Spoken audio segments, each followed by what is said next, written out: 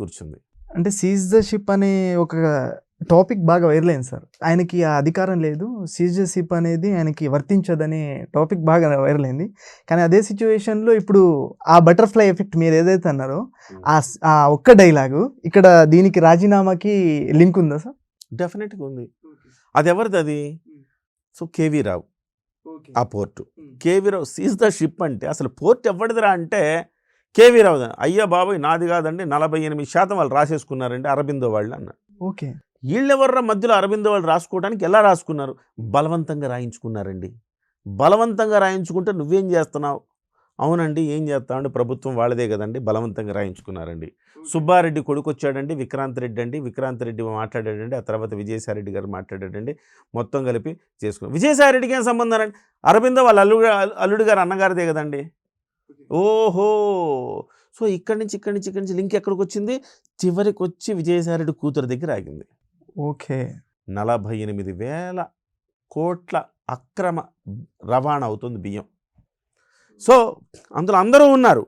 Okay, ఇవాళ దాని మీద చర్యలు తీసుకుని రేపు ఒకరోజు రామ్ చరణ్ అని ప్రశ్న ఇచ్చు, సార్ సీజ్ ద షిప్ అన్నాడు, ఏం జరిగింది సార్ ఆ బియ్యం రవాణాలో, ఏం ఆపగలిగారు సార్ అంటే, ఇక్కడ అందరూ దొంగలే ఓ పవన్ కళ్యాణ్ గారు తప్ప. ఏం చేస్తారు? దశాబ్దాలుగా టీడీపీ వాడు ఉన్నాడు, వైసీపీ వాడు ఉన్నాడు, కొంతమంది జనసేన వాళ్ళు కూడా ఉన్నారు, అది వాస్తవం. జనసేన క్యాండిడేట్లు కూడా ఈ జనసేన వాళ్ళు ఎక్కడి నుంచి వస్తారు? జనసేన వాళ్ళు కూడా చాలామంది వ్యాపారస్తులు ఉంటారుగా, వాళ్ళకు కూడా కొన్ని సంబంధాలు ఉన్నాయి కదా. వాళ్ళు కూడా అనుకుంటారు ఏమైంది, అందరూ చేస్తారా మనం చేస్తే తప్పేంది అనుకుంటారు ఎవడైనా. సో ఆ రకంగా మొత్తం జనసేనలో పవన్ కళ్యాణ్ డెఫినెట్గా వాళ్ళు ఎవరైనా ఉంటే వాళ్ళని పక్కన వాళ్ళని సాక్రిఫైస్ చేయడానికి సిద్ధంగా ఉంటాడు, అది వేరే విషయం. ఓకే, కానీ తెలుగుదేశం సిద్ధంగా ఉండడు కదా. సో వైసీపీ అంటే మనం చేయొచ్చు, కానీ తెలుగుదేశం వాళ్ళు ఉన్నారు, బీజేపీ వాళ్ళు ఉన్నారు. ఈ పరిస్థితుల్లో ఈ సీజ్ ద షిప్ ఎక్కడి వరకు పరిమితం అయిందంటే, సో ఈ రకంగా ఈ అరబిందో వాడు తిరిగి వాడు కేవీ రావుకి మొత్తం ఇదిగోండి మీ అని పత్రాలు పళ్ళెల్లో పెట్టుకుని తీసుకొచ్చి ఇచ్చేంత వరకు ఆ ఎఫెక్ట్ చూపించింది. దాని ఎఫెక్ట్ ఏంటంటే విజయసాయిరెడ్డి కూతురు అల్లుడికి సంబంధించిన కంపెనీ కాబట్టి ఆ కంపెనీ మీద ప్రెషర్ రాకుండా ఉండాలంటే, వాళ్ళని చూసి చూడనట్టు వదిలేయాలంటే బీజేపీ చల్లని చూపులు కావాలి. ఆ చల్లని చూపులు కావాలంటే ఎంపీ పదవికి రాజీనామా చేయాలి. ఆ ఎంపీ పదవి బీజేపీ తీసుకోవాలి. సో ఎంపీ పదవికి రాజీనామా చేసి బీజేపీలోకి వస్తే బాగోదు కాబట్టి, సో అదే సమయంలో కాంగ్రెస్లోకి వెళ్ళలేడు కాబట్టి, తెలుగుదేశంలోకి వెళ్ళలేడు కాబట్టి, జనసేన రానివ్వదు కాబట్టి చివరికి వ్యవసాయం చేసుకుంటా అన్నాడు. సో అక్కడ నుంచి ఇక్కడికొచ్చి విజయసాయిరెడ్డి రాజీనామా చేసేంత వరకు సీజ్ ద షిప్ వచ్చింది. సో మీరు ఒక మాట అన్నారు సార్ ఇందాక, జనసేన నాయకుల్లో ఎవరైనా ఇలాంటి తప్పు చేసుంటే వాళ్ళ మీద పవన్ గారు 100% యాక్షన్ తీసుకుంటారని అన్నారు. సో ఇదే పాయింట్లో టీడీపీ కార్యకర్తలు ఎవరైనా ఉంటే వాళ్ళ మీద పవన్ కళ్యాణ్ ఎలాంటి చర్యలైనా తీసుకుంటాడా? టీడీపీ వాళ్ళ మీద పవన్ కళ్యాణ్ గారు ఎలా చర్యలు తీసుకుంటారు? సాధ్యం కాదు కదా. ఇది కేంద్ర షిప్పింగ్ ఆధ్వర్యంలో ఉంటుంది. నేను కేంద్ర ప్రభుత్వంతో మాట్లాడతాను అన్నారు. కానీ మీకు ఒక విషయం అర్థం కావాలి, మీరు భారతీయుడు 2 సినిమా చూస్తే, భారతీయుడు 2 సినిమా చూసిన భారతీయుడు 1కి భారతీయుడు 2కి ఏమైపోయిందంటే, భారతీయుడు 1 అప్పుడు అవినీతి ఒక దశ వరకే ఉండింది, అందరు ఆస్వాదించారు, ప్రతి ఒక్కళ్ళు ఎస్ అవినీతి పరులను మనం అంతం చేయాలన్నారు. ఈవెన్ భారతీయుడు 2 సినిమా ఫ్లాప్ అయి ఉండొచ్చు, కానీ మనుషుల మనస్తత్వాన్ని ఆ భారతీయుడు 2లో చూపించాడు. అందరూ అవినీతి పరులే ఉన్నారు. వాడిదాకా వచ్చేసరికి వాడు ఏం ఆ మాత్రం చేస్తే తప్పేంటి అంటున్నాడు. సో అలాంటి సమాజంలో ఉన్నాం. అంత ఉన్నప్పుడు కొంచెం సెన్సిటివ్ కేసు, నువ్వు అట్లా కాదు, నేను ముళ్ళుతోనే తీయాలి, చాలా జాగ్రత్తగా చేయాలి. దీనికి ఈ సమాజానికి ఒక శస్త్రచికిత్స అవసరం రామ్ చరణ్. ఈ శస్త్రచికిత్స నువ్వు కోసినట్టు తెలియకూడదు, మళ్ళీ కుట్లేసినట్టు తెలియకూడదు. ఓకే, కాబట్టి ఆ రకంగా చెయ్యాలి అంటే చాలా చాకచక్యం అవసరం, ఓపిక అవసరం, సహనం అవసరం, చూస్తుండాలి, చేస్తుండాలి. సో ఆ రకమైన అబ్జర్వేషన్లోనే పవన్ కళ్యాణ్ గారు ఉన్నారు. బట్ ఓకే, మన 3 సబ్జెక్టులు. సో ఇవాళ సీజ్ ద షిప్ అనిన తర్వాత విజయసాయిరెడ్డి గారు రాజీనామా చేశారు. అవును. సో పవన్ కళ్యాణ్ గారు ప్రతి అంశాన్ని ఇవాళ నిశితంగా పరిశీలిస్తూ ఉన్నారు. ఈ క్రమంలో పవన్ కళ్యాణ్ గారు అనేక అంశాలని ప్రస్తావన చేశారు. అంటే ఎందుకు చెప్తున్నానంటే, ప్రతిపక్షాన్ని నిర్వీర్యం చేయటం కోసం, ప్రతిపక్షాన్ని దెబ్బకొట్టడం కోసం పవన్ కళ్యాణ్ గారు ఏమేం చేస్తున్నారు చెప్పడానికి చెప్పి ఈ మాట. సీజ్ ద షిప్ అంటే రాజీనామా చేశాడు ఆయన. తర్వాత సరస్వతి భూముల మీద పవన్ కళ్యాణ్ గారు వెళ్ళి సర్వే చేశారు. చేస్తే ఆ భూములన్నీ రిజిస్ట్రేషన్ చెల్లదని ఎవరి భూములు వాళ్ళకి ఇచ్చేసింది, రిజెక్ట్ చేశారు. జగన్మోహన్ రెడ్డికి షాకే సార్.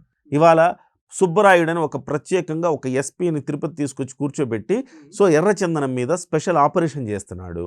సో వాళ్ళ చేతులన్నీ కట్టేసినట్టే కదా. ఇవాళ ఈ పెద్దిరెడ్డి రామచంద్రారెడ్డి కావచ్చు, ఇంకోలు కావచ్చు, ఎర్రచందనం పుష్పాలందరికీ కూడా ఒక చెక్ పెట్టినట్టు. సో ఈ తిరుపతి వ్యవహారంలో ఎంత నిబద్ధతతో పనిచేస్తున్నాడు పవన్ కళ్యాణ్ అని చెప్పడానికి చెప్తున్నా. ఈ సుబ్బరాయుడు అనే ఆఫీసర్ చాలా గట్టి ఆఫీసర్, ఇతను ఉంటేనే వాళ్ళ ఆట కట్టించవచ్చు అని భావించాడు. కానీ ఏం జరిగింది అక్కడ, సుబ్బరాయుడు గారిని ఈ తిరుపతి తొక్కిసలాట ఘటనలో ఆయన్ని బదిలీ చేశారు. బదిలీ చేసిన ఆయన తప్పేం లేదు. కింద డిఎస్పీ వాళ్ళందరూ కూడా వాళ్ళు దానికి బాధ్యత వహించి సస్పెండ్ చేశారు వాళ్ళని. కానీ ఈయన బదిలీ చేశారు. కానీ ఈయన దేనికైతే తీసుకొచ్చారు ఆ లక్ష్యం ఏమైపోవాలా, ఎర్రచందనం తీసుకొచ్చి మళ్ళీ ఎర్రచందనం స్పెషల్ టాస్క్ ఫోర్స్ ఆఫీసర్గా చేశాడు. మళ్ళీ ఆయన్ని బదిలీ చేసిన ఆయన్ని. సో ఆయన ఏదో పక్కన ఒక భాగం వరకే చూడగలిగే పరిస్థితి నుంచి టోటల్గా అబ్బా పోయాడురా సుబ్బరాయుడు గురించి జగన్మోహన్ రెడ్డి గారు ప్రస్తావించారు, తెలుసు కదా నీకు. సుబ్బరాయుడు నువ్వు ఎక్కడున్న 7 సముద్రాల ఆవల ఉన్నాగా నిన్ను తీసుకొచ్చి శిక్షిస్తా అన్నాడు. ఓకే, సుబ్బరాయుడు అంటే భయం అంతా గజగజలాడిపోయారు.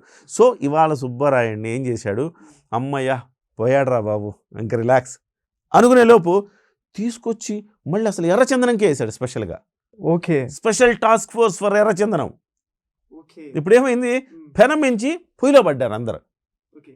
అరే నాయన మలమల మాడిపోతారు. ఇంతకుముందన్న పెనం ఉన్న అటు ఇటు డాన్స్ వేసినా కొంచెం ఆ వేడి నుంచి తట్టుకోవచ్చు, కానీ ఇప్పుడు నేరుగా పొయ్యిలో పడిపోయాం కదరా అనుకుంటున్నారు. అంటే పవన్ కళ్యాణ్ ప్రతిపక్షాన్ని కొట్టే దెబ్బలు ఎట్లుంటాయి చెప్పడానికి చెప్తున్నా నీకు. అతపాతాలను తొక్కుతానంటే ఎన్ని వ్యవహారాలు పవన్ కళ్యాణ్ గారు వ్యూహాత్మకంగా ఎట్లా చేస్తున్నారు చెప్తున్నా. ఇవాళ కూడా పొంగనూరులో పెట్టడం ద్వారా రేపు పులివెందుల్లో కూడా పెట్టచ్చు. సో ఈ 11 స్థానాలు కూడా లేకుండా నిర్వీర్యం ఎట్లా చేయాలి ప్రతిపక్షాన్ని. ఓకే, సో ఆ కార్యక్రమం చేయడంలో భాగంగానే ఇవాళ పొంగనూరు అని మనం భావించవచ్చు. ఓకే, పవన్ కళ్యాణ్ అనే వ్యక్తి ఇప్పుడు తప్పు చేసిన ప్రతి ఒక్కడికి శిక్ష పడాలనే స్ట్రాటజీతో వెళ్తున్నారని మీరు క్లారిటీ ఇచ్చారు. జనాలకైనా ఇటు జనసేన సైనికులకైనా అది నాట్ ఓన్లీ వైసీపీ క్యాండిడేట్లకైనా లేకపోతే ప్రతి ఒక్కళ్ళకి వర్తిస్తుందా? అందరికీ వర్తిస్తుంది. కాకపోతే ఒక రోజులో జరగవు ఏది, దానికి ఒక్కొక్క రోజు వస్తుంది, ప్రతి దానికి ఒక రోజు వస్తుంది. ఇవాళ ఆయన సొంతంగా అధికారంలో లేడు. ఓకే, కూటమిలో ఉన్నాడు. కూటమిలో ఉన్నప్పుడు అన్ని నిర్ణయాలు తీసుకోగలడా? తీసుకోలేడు. అలా తీసుకోవాలి అని తాపత్రయపడి తొందరపడి దూకుడుగా వ్యవహరిస్తే అసలుకే మోసం వస్తుంది. సో నేను చెప్పానుగా, శస్త్రచికిత్స జరగాలి కానీ కోసినట్టు కానీ కుట్లేసినట్టు కానీ తిరగకూడదు. ఆ వ్యూహంలో పవన్ కళ్యాణ్ గారు వెళుతున్నారు. నిజంగా సార్, మీరు చెప్పిందే నిజమై ఉంటే పవన్ కళ్యాణ్ గారు మరో గేమ్ చేంజర్ అవ్వబోతున్నారని తెలుస్తుంది. ఆల్రెడీ గేమ్ చేంజర్ అయ్యాడు ఎన్నికల్లో. ఈసారి గేమ్ చేంజర్ సమాజ ప్రక్షాళనలో గేమ్ చేంజర్ అవుతాడు. ఓకే, అలా అవుదామని కోరుకుందాం సార్. ఏపీ ప్రజలు ఇప్పుడు ఒక మంచి ప్రభుత్వం వచ్చిందని అందరు అనుకుంటున్నారు. సో ఇలాగే సాగాలని నేను కూడా కోరుకుంటున్నాను. సో మంచి ఇన్ఫర్మేషన్ని మీరు మాకు అందించినందుకు చాలా కృతజ్ఞతలు సార్. Thank you.